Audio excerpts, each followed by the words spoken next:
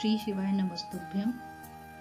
पिछली कथा में हमने सुना बिंदु ब्राह्मण की कथा और चंचुला का पाप से भय और पश्चाताप। आज की कथा में हम सुनेंगे चंचुला की प्रार्थना से ब्राह्मण का उसे पूरी शिव पुराण सुनाना और समय अनुसार शरीर छोड़कर शिवलोक में जा चंचुला का पार्वती जी की सखी एवं सुखी होना। ब्राह्मण बोले, हे नारी, सौभाग्य की बात है कि भगवान शंकर की कृपा से शिव पुराण की इस वैराग्य युक्त कथा को सुनकर तुम्हें समय पर चेत हो गया है। हे ब्राह्मण पत्नी, तुम डरो मत, भगवान शिव की शरण में जाओ। शिव की कृपा से सारा पाप तत्काल नष्ट हो जाता है। मैं तुमसे भगवान शिव की कीर्ति कथा से युक्त उस परम वस्तु का वर्णन करूंगा जिससे तुम्हें सदा सुख देने वाली उत्तम गति प्राप्त होगी। शिव की उत्तम कथा सुनने से ही तुम्हारी बुद्धि इस तरह पश्चाताप से युक्त एवं शुद्ध हो गई है, साथ ही तुम्हारे मन में विषयों के प्रति वैराग्य हो गया है। पश्चाताप ही पाप करने वाले पापियों के लिए सबसे बड़ा प्रायश्चित है। सत्पुरुषों ने सबके लिए पश्चाताप को ही समस्त पापों का शोधक बताया है। पश्चाताप से ही पापों की शुद्धि होती है। जो पश्चाताप करता है वही वास्तव में पापों का प्रायश्चित करता है, क्योंकि सत्पुरुषों ने समस्त पापों की शुद्धि के लिए जैसे प्रायश्चित का उपदेश किया है, वह सब पश्चाताप से संपन्न हो जाता है। जो पुरुष विधि पूर्वक प्रायश्चित करके निर्भय हो जाता है पर अपने कुकर्म के लिए पश्चाताप नहीं करता, उसे प्रायः उत्तम गति प्राप्त नहीं होती, परंतु जिसे अपने कुकृत्य पर हार्दिक पश्चाताप होता है वह अवश्य ही उत्तम गति का भागी होता है, इसमें संशय नहीं है। इस शिव पुराण की कथा सुनने से जैसी चित्त शुद्धि होती है वैसी दूसरे उपायों से नहीं होती। जैसे दर्पण साफ करने पर निर्मल हो जाता है, उसी प्रकार इस शिव पुराण की कथा से चित्त अत्यंत शुद्ध हो जाता है, इसमें संशय नहीं है। मनुष्यों के शुद्ध चित्त में जगदम्बा पार्वती सहित भगवान शिव विराजमान रहते हैं। इससे वह विशुद्धात्मा पुरुष श्री साम सदाशिव के पद को प्राप्त होता है। इस उत्तम कथा का श्रवण समस्त मनुष्यों के लिए कल्याण का बीज है, अतः यथोचित शस्त्रोक्त मार्ग से इसकी आराधना अथवा सेवा करनी चाहिए। भव बंधन रूपी रोग का नाश करने वाली है। भगवान शिव की कथा को सुनकर फिर अपने हृदय में उसका मनन एवं निधि ध्यासन करना चाहिए। इससे पूर्णतया चित्त शुद्धि हो जाती है। चित्त शुद्धि होने से महेश्वर की भक्ति अपने दोनों पुत्रों ज्ञान और वैराग्य के साथ निश्चय ही प्रकट होती है। तत्पश्चात महेश्वर के अनुग्रह से दिव्य मुक्ति प्राप्त होती है, इसमें संशय नहीं है। जो मुक्ति से वंचित है उसे पशु समझना चाहिए, क्योंकि उसका चित्त माया के बंधन में आसक्त है। वह निश्चय ही संसार बंधन से मुक्त नहीं हो पाता। हे ब्राह्मण पत्नी, इसलिए तुम विषयों से मन को हटा लो और भक्ति भाव से भगवान शंकर की इस परम पावन कथा को सुनो। परमात्मा शंकर की इस कथा को सुनने से तुम्हारे चित्त की शुद्धि होगी और इससे तुम्हें मोक्ष की प्राप्ति हो जाएगी। जो निर्मल चित्त से भगवान शिव के चरणारविंदों का चिंतन करता है, उसकी एक ही जन्म में मुक्ति हो जाती है। यह मैं तुमसे सत्य कहता हूँ। तब सूत जी कहते हैं, हे शौनक, इतना कहकर वे श्रेष्ठ शिव भक्त ब्राह्मण चुप हो गए। उनका हृदय करुणा से आर्द्र हो गया था। वे शुद्ध चित्त महात्मा भगवान शिव के ध्यान में मग्न हो गए। तदंतर बिंदुक की पत्नी चंचुला मन ही मन प्रसन्न हो उठी। ब्राह्मण का उक्त उपदेश सुनकर उसके नेत्रों में आनंद के आंसू झलक आए थे। वह ब्राह्मण पत्नी चंचला हर्ष भरे हृदय से उन श्रेष्ठ ब्राह्मण के दोनों चरणों में गिर पड़ी और हाथ जोड़कर बोली, मैं कृतार्थ हो गई प्रभु। तत्पश्चात उठकर वैराग्य युक्त उत्तम बुद्धि वाली वह स्त्री जो अपने पापों के कारण आतंकित थी, उन महान शिव भक्त ब्राह्मण से हाथ जोड़कर गदगद वाणी में बोली। चंचला ने कहा, हे ब्राह्मण, शिव भक्तों में श्रेष्ठ, हे स्वामी, आप धन्य हैं, परमार्थदर्शी हैं और सदा परोपकार में लगे रहते हैं।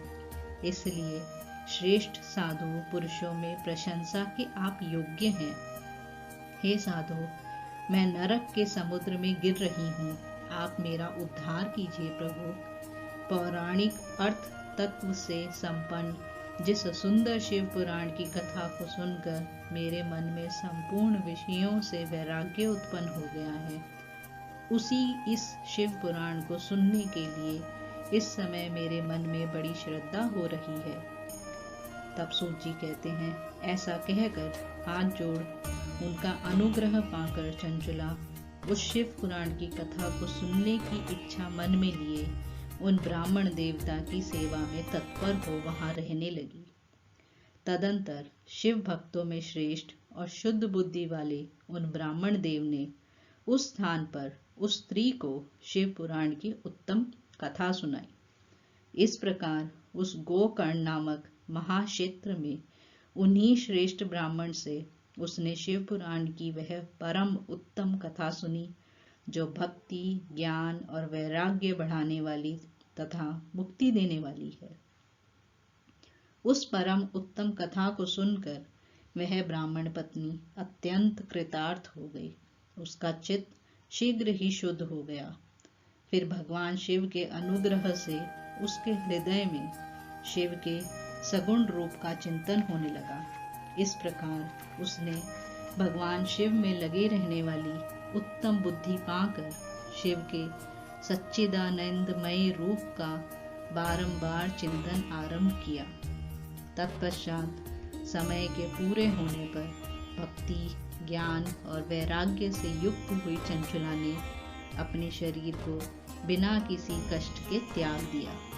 इतने में ही त्रिपुर शत्रु भगवान शिव का भेजा हुआ एक दिव्य विमान द्रुत गति से वहां पहुंचा, जो उनके अपने गणों से संयुक्त और भांति भांति के शोभा साधनों से संपन्न था।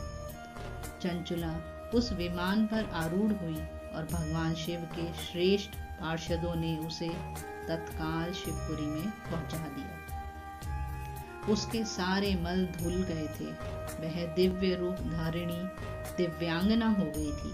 उसके दिव्य अवयव उसकी शोभा बढ़ाते थे। मस्तक पर अर्धचंद्र का मुकुट धारण किए वह गौरांगी देवी शोभाशाली दिव्य आभूषणों से विभूषित थी।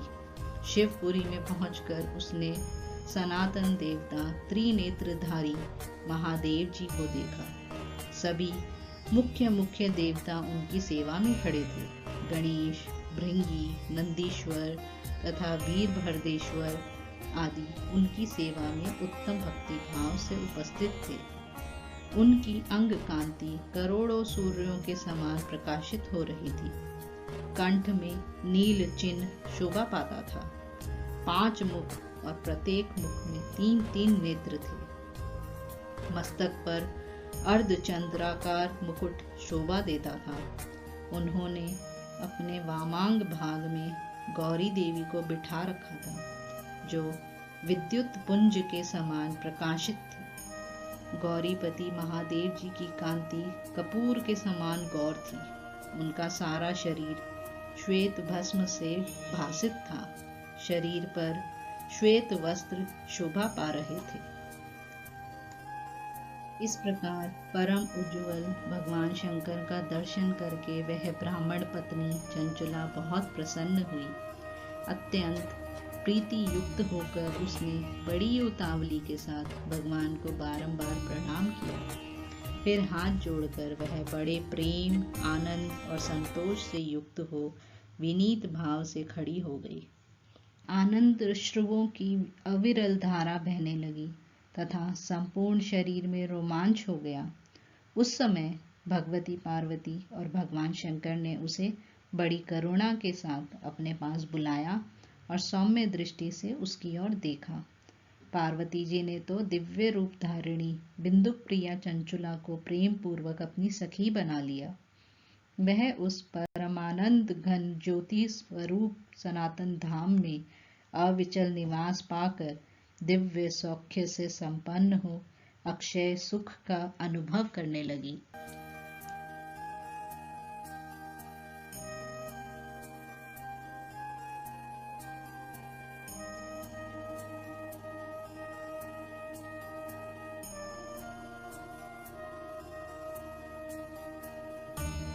इस कथा से हमें यह सीख मिलती है कि जो मनुष्य बुरे कर्म करता है, दूसरों को दुख देता है, अधर्म करता है, उसे अंत में अपने बुरे कर्मों का फल स्वयं ही भोगना पड़ता है।